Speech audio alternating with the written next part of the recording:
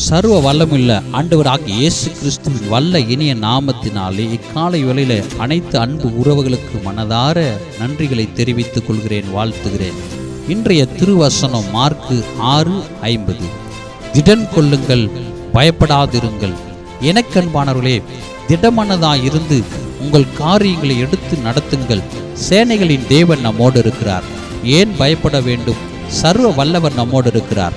நம்முடைய விசுவாசமே உலகத்தை ஜெயிக்கிற ஜெயம். எதற்கும் அஞ்சாதே. எரியு போன்ற எதிர்ப்புகளை பார்த்து துவண்டு போகாதே. எதிர்ப்பு, ஏளனம், நிந்தையான பேச்சுகள் இவைகளினால் சோர்ந்து போகாதே. சலசலப்புகளை பார்த்து மனமுடையாதே.